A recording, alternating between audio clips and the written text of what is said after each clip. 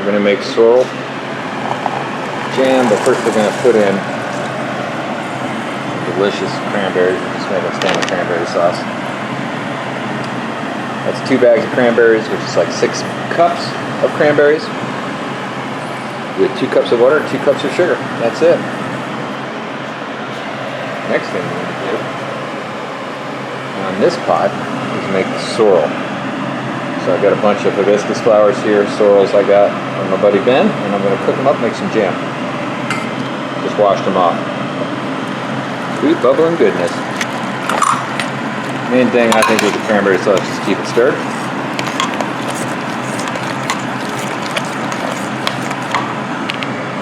Okay. Next thing is we'll add a little water to this other pot and get it started. I don't have much sorrel, so I'm not going to make a lot. I'm going to estimate I'll need like a half a cup of water maybe. I might go with a cup and just reduce it down. Can't have too much water, I don't think. Okay, let's get a little water in this one. It is about a half a cup. I think that's going to be more than enough water. Alright, let's turn this guy up. Oh boy, I'm gonna turn this one down.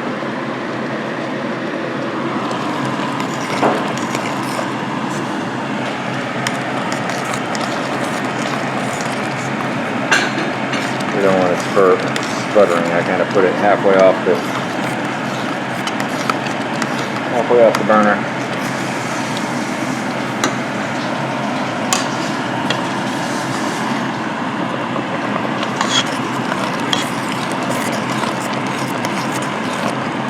About time to add the other ingredients. Meanwhile, this one is cooking.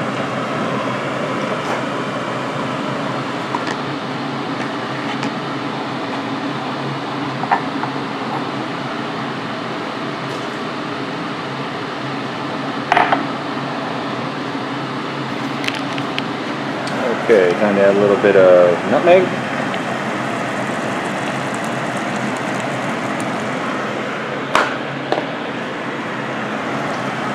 A little bit of cinnamon.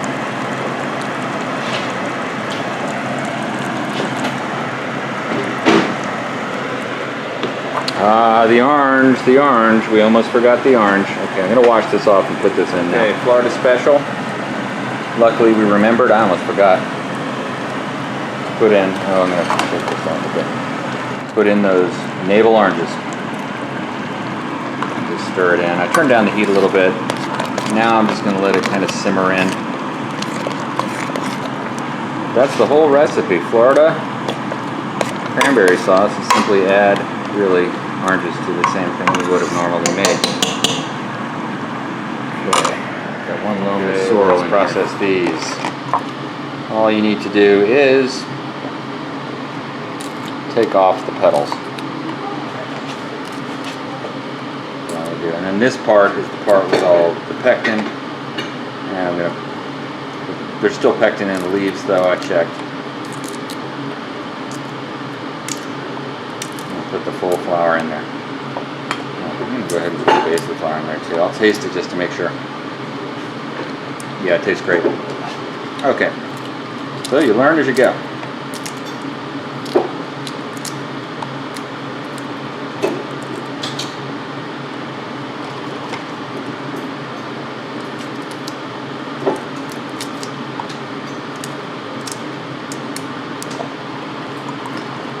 Now you may see this and realize that maybe I'm supposed to use the whole flower. I don't know. I really didn't research it too much, but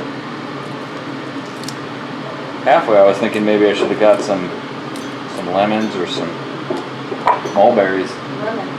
I got lemons here already picked, and but I just don't have mulberries. I have a couple Suriname cherries. Next time. Look at that.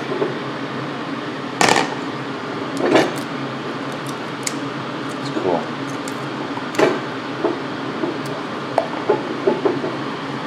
I'm a fan of this. Ben over there said he would give me some sorrel seeds of this variety when they come in. He got them from a friend.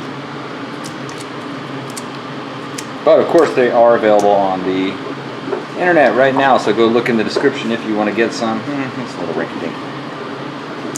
Looked like it was about 15 bucks for about 60 of them, so 15 bucks gets you about more sorrel seeds than you could possibly cope with.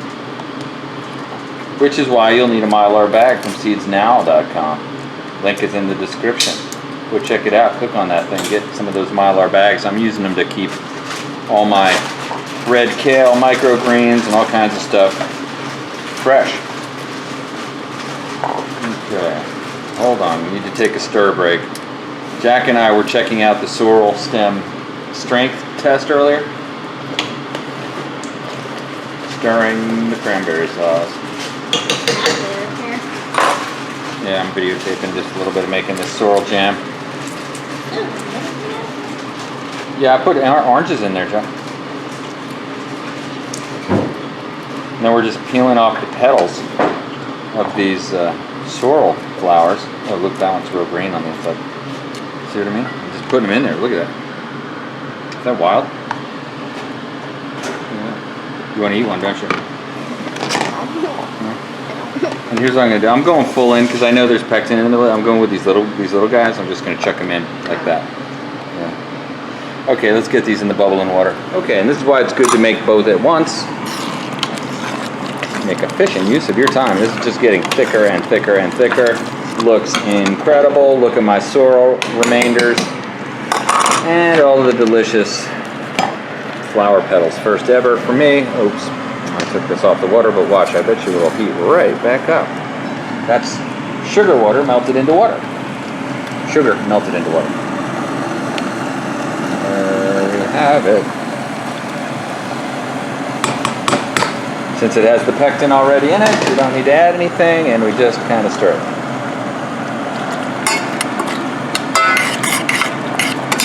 Now I'm curious if this is going to redden the water. I've never done this before. It is. Look, it's turning the water red. Oh, that's cool. Florida cranberry. Some hair. They're oranges and white. It doesn't smell like cranberry though. It smells more like lettuce. What? Orange sugar and what? Yeah, in this one there's orange, cranberries, water, sugar, nutmeg, and cinnamon. In this one there's sorrel and sugar and water. Oh yeah, it turned that water nice and red. Look at that. Wow, this is a side-to-side comparison. It's like the Pepsi challenge, Coke or Pepsi. Oh, looks good, looks good. Almost, you know, what I do is just give it the old sloppy test.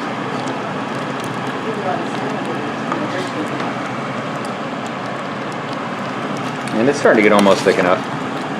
Almost. I'd like it to be a little bit more thick, but I love that whole berry. Can't beat the whole berry, as far as I'm concerned. And yep, I'm going to cross-contaminate a little. We're going right back and forth.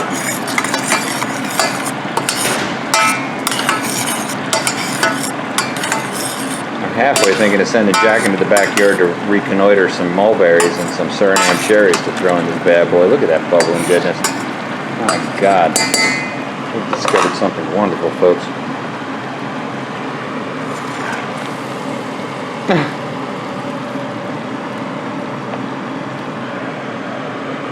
Sorry, I had to smell it. It smells nothing like cranberries. I don't mean that as a criticism. I'm just, every moment that's happening right now and here and now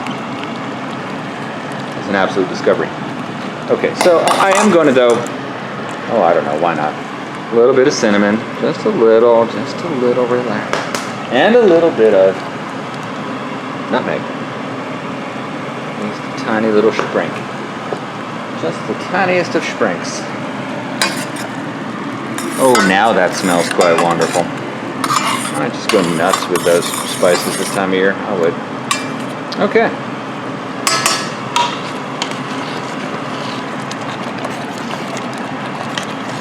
Bubbling cauldron of goodness. Test is just to see if it's loose enough. Almost. Every molecule of steam which escapes from this pot is one more factor of density of this. Oh, this is way far away. I put in way too much water on this. Kind of glad though, because these I think are a little bit tougher to cook down than I might have thought. What we got going in there? Oh yeah, that looks good. Smell-o-vision. Stove up stuffing.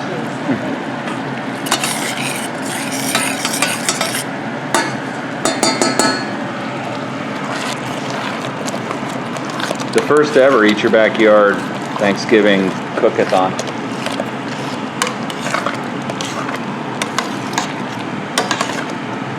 Close. What do you think, Jack? Good enough? Just let it cool down.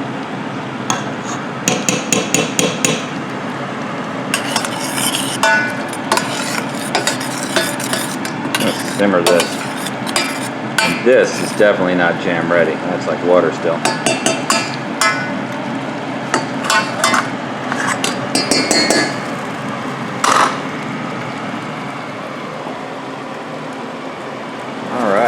To condense down a little bit more.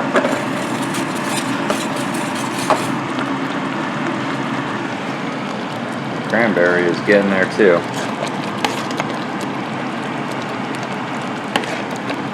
When I see that water standing on the top, or it's just a lighter, you can see it's like that gelatinous substance that builds on the top. To me, that means it's too watery. You see that?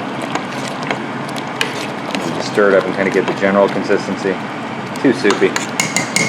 We need more of these little molecules just to keep streaming up into this hood, into the ceiling, and into the world. Woohoo! I could see a potential for burning this sorrel jam. Still got plenty of water in it. Turn this down even lower.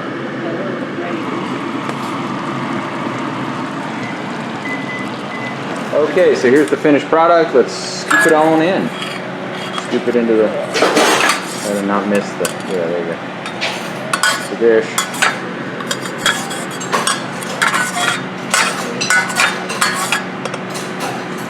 Get it all? Yeah, that's good enough. You get any more? Alright, yep, so there it is. The sorrel jam. I'm going to wrap it up, put it in the refrigerator, and we'll try it later. That looks good.